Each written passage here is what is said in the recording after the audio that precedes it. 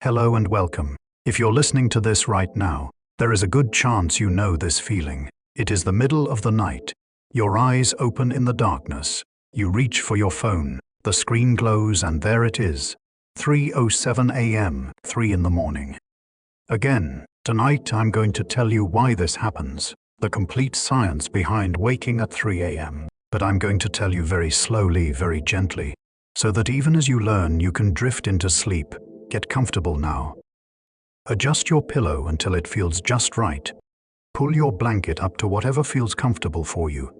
Let your body sink into the mattress. Feel the support beneath you. Now take a slow, deep breath in. Hold it for just a moment. And release. Good. You don't need to stay awake for this entire journey. In fact, I hope you don't. Let the information wash over you like gentle waves, absorbing what you need, letting the rest carry you deeper into rest. You can close your eyes now or keep them softly open, whatever feels natural. And let's begin this exploration of sleep and waking and the mysterious hours of the night. First, let's understand what sleep actually is. When you close your eyes at night, your brain doesn't simply turn off. Instead, it begins a journey, a carefully orchestrated dance through different stages, each with its own purpose, its own rhythm. Imagine your sleep as an ocean. Sometimes the waters are shallow. You're floating just below the surface of consciousness. Other times, you sink deep into the quiet depths where the world above seems distant, unreachable. Sleep scientists divide this ocean into stages. Let me walk you through them slowly, like we're descending a staircase. One step at a time. Stage 1. The threshold. This is where you are right now, perhaps. The space between waking and sleeping. Your breathing slows. Your muscles begin to relax. Your thoughts start to drift, becoming less logical, more dreamlike. This stage lasts only a few minutes. It is the shallow water, the beginning of your descent. Your brain waves, which were rapid and chaotic during the day, begin to slow down. Beta waves, the waves of active thinking, give way to alpha waves, the waves of relaxation. Imagine standing at the edge of a calm lake at sunset. The water is still. The air is cool. You take one step in. The water is comfortable, inviting. Stage 2. Light sleep. Now you sink a bit deeper. This is light sleep, where you spend about half your night. Your heart rate slows. Your body temperature drops slightly. Your eyes stop moving beneath your eyelids. Even though this is called light sleep, it serves an important purpose. Your brain is processing, sorting through the day's experiences, deciding what to keep, what to let go. Imagine you're in a library, a vast, quiet library with endless shelves. Someone is slowly, carefully organizing books, placing some in permanent collections, setting others aside. The work is quiet, methodical, peaceful. You might wake easily from this stage. A sound, a movement, can bring you back to the surface. But if left undisturbed, you continue sinking deeper and deeper still. Stage 3. Deep sleep. This is the healing stage.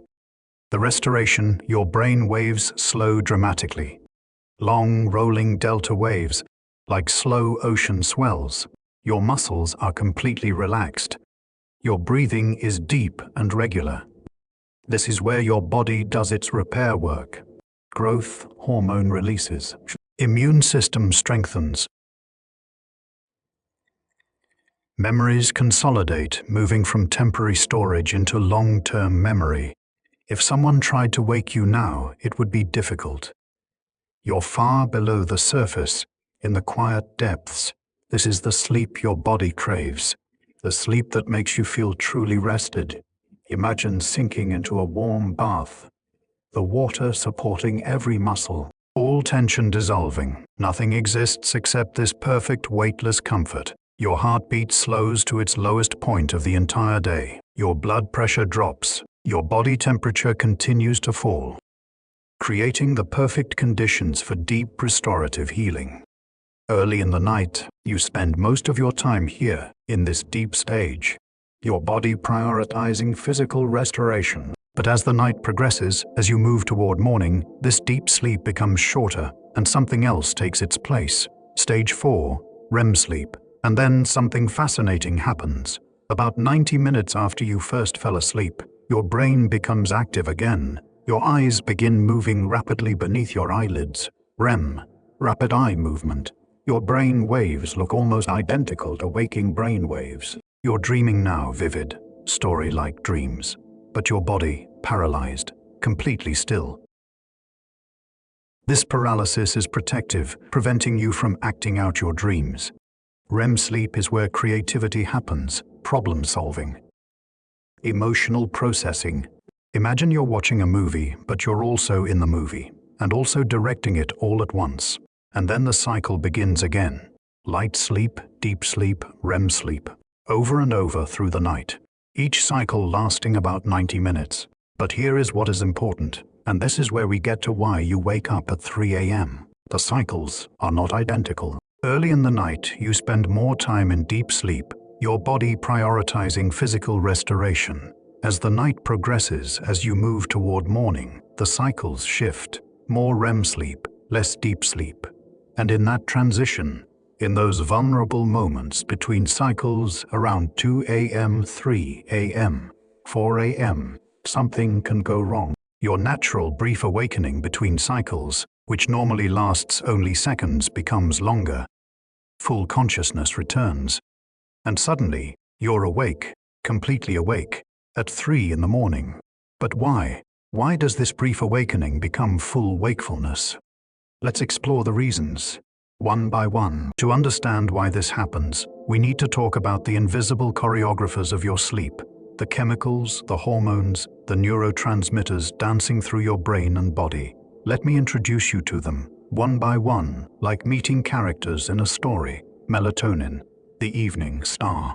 As daylight fades, as the sun sinks below the horizon, something begins in your brain, deep in the center, in a tiny region called the pineal gland. A chemical starts to be released. Melatonin. Melatonin is not a sedative. Exactly.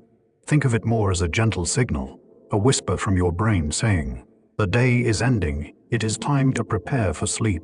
When melatonin rises in your bloodstream, you begin to feel drowsy. Your alertness fades. Your eyelids grow heavy. This rise begins about 2 hours before your natural bedtime. It peaks in the middle of the night, around 2 to 4 a.m., and then, as morning approaches, it fades away like stars disappearing at dawn. But here is the thing. Melatonin is sensitive. Blue light from screens, bright, overhead lights, these suppress melatonin production. Your brain thinks it is still daytime.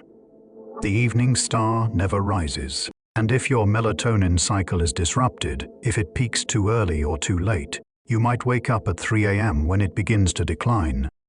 Your brain misinterpreting the signal as time to wake up.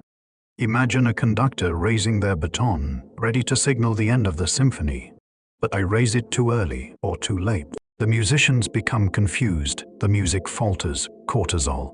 The morning alarm. Now, cortisol. You've probably heard of cortisol as a stress hormone. And that is true.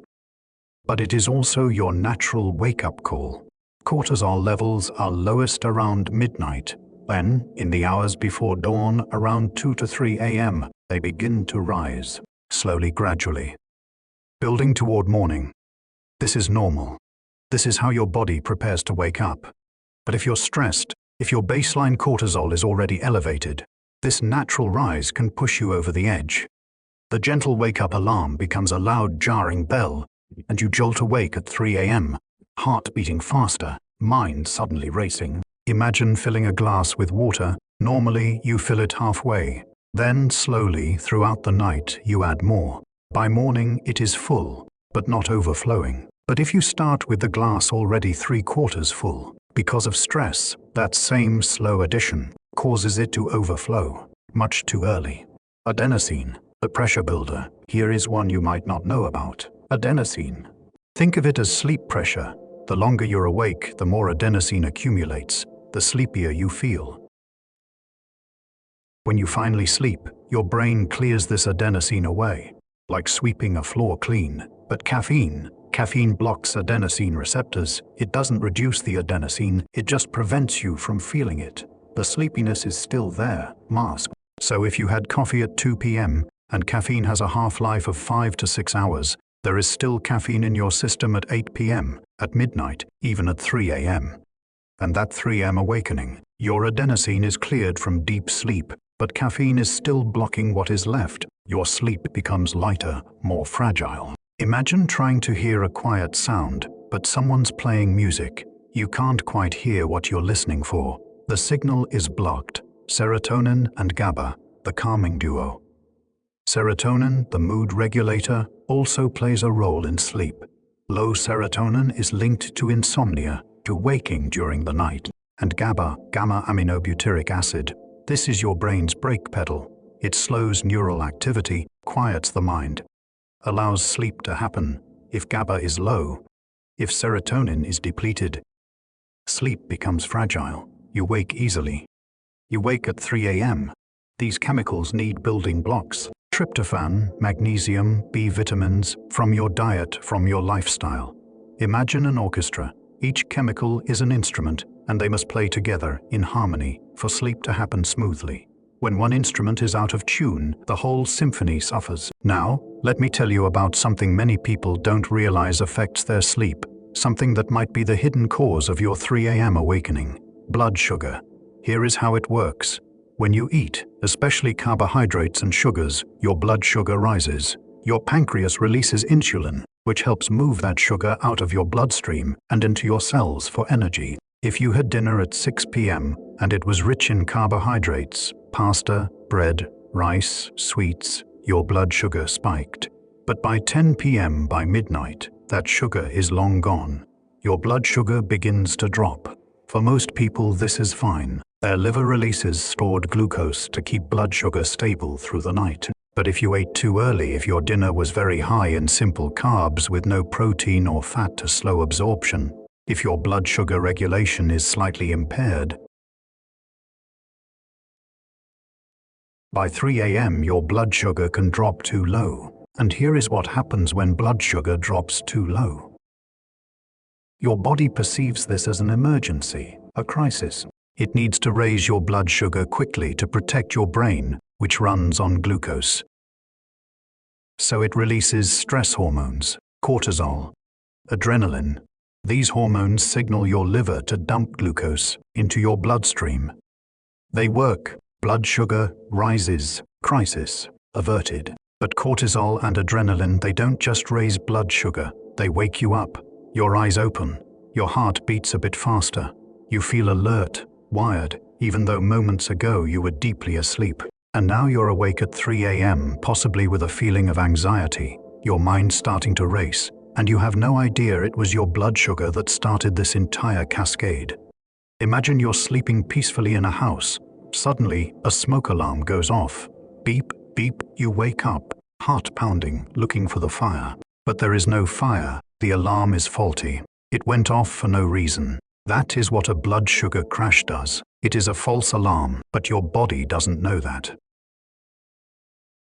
The solution: a small amount of protein before bed, a handful of almonds, a hard-boiled egg, a spoonful of peanut butter. Protein digests slowly, providing a steady trickle of glucose through the night, preventing that crash, preventing that cortisol surge, preventing that 3 a.m. awakening. It sounds too simple to work, but for many people, this one change, this small bedtime snack, eliminates the 3 a.m. wake-up completely. Imagine you're going on a long journey. You fill your car with gas before you leave. You don't run out halfway through. The journey is smooth, uninterrupted. That is what protein before bed does. It is fuel for the night. Now, let's talk about something you might not have considered. Temperature, your body temperature. It is not constant throughout the day and night. It fluctuates, following a rhythm, an internal clock. During the day, your core temperature is higher. This supports alertness, activity, energy. As evening approaches, as sunset nears, your temperature begins to drop. This drop is actually a trigger for sleep. Your brain uses the falling temperature as a signal, time to rest. Through the night, your temperature continues to fall, reaching its lowest point around 4 to 5 a.m. But here is what is important: REM sleep. That dream-rich stage we talked about earlier. REM sleep happens more in the second half of the night, and during REM sleep your body's temperature regulation becomes impaired. You can't shiver. You can't sweat when you're hot. Your body is paralyzed, remember. So if your bedroom is too warm, if you're under heavy blankets, if the heating kicked on by 3 a.m., as you enter a long REM period, your body can't regulate its temperature. You overheat. And overheating, even slightly, wakes you up. Your brain pulls you out of sleep just enough to allow your body to adjust, to move, to kick off a blanket, to cool down. But sometimes, that small awakening becomes full consciousness, and now you're awake at 3 a.m., feeling too warm. The ideal sleep temperature, according to sleep scientists, is between 60 and 67 degrees Fahrenheit, about 15 to 19 degrees Celsius, cool, almost cold. This supports that natural temperature drop your body needs. It prevents overheating during REM sleep. It allows you to sleep through the night, undisturbed. Imagine sleeping in a cool cave, the stone walls holding the perfect temperature, the air fresh and slightly crisp, your body wrapped in just enough warmth but not too much. That is the environment that supports deep, uninterrupted sleep. And then there is light. We mentioned melatonin earlier, that chemical that signals sleep, but melatonin is exquisitely sensitive to light. In our modern world, we're exposed to light at all the wrong times. Bright overhead lights in the evening, blue light from phones and computers, even the glow of a digital clock on the nightstand. These all suppress melatonin. Your brain is confused. The signals are mixed. Is it day? Is it night? And if you wake up at 3 a.m. and you check your phone, that blast of blue light tells your brain it is morning. Stop producing melatonin. Wake up. What should have been a brief, forgettable awakening becomes an hour of wide-awake frustration. The solution: darkness. Complete darkness. Blackout curtains. Cover the clock. Turn your phone face down, or better yet, keep it in another room. And if you must have light, red light. Red wavelengths don't suppress melatonin the way blue and white light do. Imagine you're an animal living long before electric lights, sleeping in a dark shelter, no streetlights, no glowing screens, just darkness. That is what your biology expects. That is what supports uninterrupted sleep. Your circadian rhythm, your internal clock, it is ancient. It evolved over millions of years, guided by the sun, the moon, the natural cycle of light and dark. Modern life disrupts this rhythm.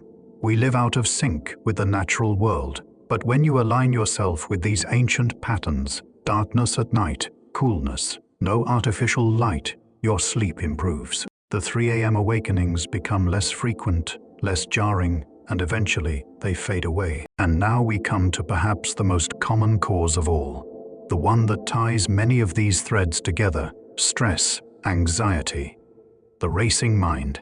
You might have noticed a pattern in everything we've discussed. Cortisol appears again and again, the stress hormone. And that is because stress is the enemy of sleep. When you're stressed, chronically stressed, your cortisol levels don't follow the normal pattern. They stay elevated all day into the evening, through the night. And remember, cortisol naturally begins to rise around 2 to 3 a.m. But if your baseline cortisol is already high, this natural rise pushes you into wakefulness. Your eyes open. Your mind, which was quiet during sleep, suddenly activates. And once the thinking starts, it is very hard to stop. You think about work, that project due next week, that conversation you need to have, the bills, your health, your relationships, everything. Your brain, in this vulnerable state between sleep cycles, mistakes these thoughts for actual problems that need solving right now. This is what sleep scientists call cognitive arousal. Your mind becomes aroused, active, alert, even though your body is exhausted. And the more you think, the more awake you become, the more frustrated you feel, the more your cortisol rises. A vicious cycle. So what do? First, you address stress during the day, not at night. At night is too late. Meditation, journaling, exercise, talking to someone, processing your emotions and concerns while the sun is still up. There is a technique called a worry dump. Before bed, you write down everything on your mind. everything you're concerned about, every task, every worry. You write it all down, and then you close the notebook. You're telling your brain, I've captured this. It is written down, I won't forget it. You don't need to keep reminding me at 3 a.m. This simple act reduces those midnight worry sessions. And if you do wake up at 3 a.m. with thoughts racing, don't fight it. Don't try to force the thoughts away. That creates more tension, more stress. Instead, use a technique called the cognitive shuffle. You start listing random, unconnected objects in your mind. Tree, pencil. Cloud, bicycle. Candle, river, hat. Just random words. No order, no story, no connection. This occupies your mind without engaging the problem-solving parts of your brain. You can't worry about work while you're thinking about a tree, then a pencil, then a cloud. It is like giving your mind a boring job, something to do that won't keep you awake. Most people fall back asleep within minutes. Or there is breathing, simple, ancient, effective. 4 counts in, 6 counts out. Inhale slowly, 2, 3. Exhale slowly, 2, 3, 4, 5, 6. Repeat. The extended exhale activates your parasympathetic nervous system, your rest and digest mode. Your body relaxes, your heart rate slows, your mind quiets. This isn't just meditation philosophy, this is physiology. This is your nervous system responding to the signal you're sending. Breath is powerful. Breath is always available. You can't always control your thoughts, but you can always control your breath, and your breath can guide you back to sleep. And so, we've traveled through the science of sleep, the chemistry, the cycles, the reasons you wake at 3 a.m., blood sugar, cortisol, temperature, light, stress, each playing their part in this complex symphony we call sleep. But knowledge is only the beginning. Understanding why you wake is the first step to sleeping through the night. Now you know. Now you can make small changes. A protein snack, a cooler room, darkness, stress management, breath. Small changes that create profound shifts. Sleep is your birthright. It is not something you need to earn. It is not a luxury. It is as essential as breathing, as vital as water. And you deserve to sleep well, deeply. Through the entire night, your body knows how to sleep. You were born knowing how. Life just complicated things. But you can uncomplicate them, step by step, night by night. And perhaps tonight, armed with this knowledge, you'll sleep a bit better, wake a bit less, and eventually those 3 AM awakenings will become a distant memory. Rest now. Let this information settle into your mind, like stones sinking into still water. And may you wake only when the sun rises, refreshed and restored.